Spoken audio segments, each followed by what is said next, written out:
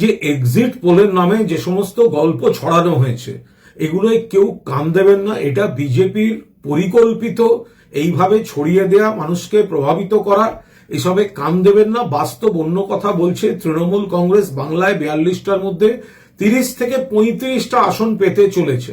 তৃণমূল কংগ্রেসের যারা কর্মী, সংগঠক, সমর্থক রয়েছেন এবং বিশেষ করে কাউন্টিং এজেন্ট, সকাল থেকে দাঁতে দাঁত কামড়ে আপনারা থাকুন।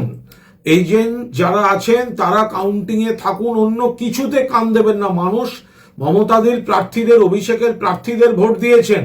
2 নম্বর হচ্ছে যারা সমর্থক, চারপাশে যারা টিভি দেখবেন, চারপাশের খবর পাবেন, খেয়াল রাখবেন এক একটা লোকসভায় গড়ে 7টা বিধানসভা কেন্দ্র থাকে। 7টা, গড়ে 7টা বিধানসভা কেন্দ্র থাকে।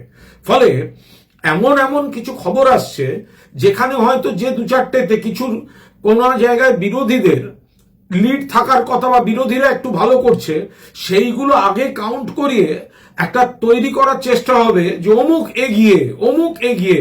এগুলো মাথায় আনবেন না, কারণ পরে দেখা যাবে আর একটা কেন্দ্র খুললেই তৃণমূল সেটা মেকআপ করে লিড নিয়েছে, জিতে যাচ্ছে। ফলে কাউন্টিং এজেন্টরা পুরো দস্তুর শুরু থেকে শেষ, যারা সমর্থক, যারা টিভি দেখবেন, যারা কাউন্টিং এ থাকবেন, শুরু থেকে শেষ দেখুন। এগিয়ে গেল, পিছিয়ে গেল, এসবে প্রভাবিত হবেন না। শেষ হাসিটা তৃণমূল কংগ্রেস প্রার্থীরা হাসবেন। ফলে বাংলায় 42-এর মধ্যে 30 থেকে 35 পাবে তৃণমূল।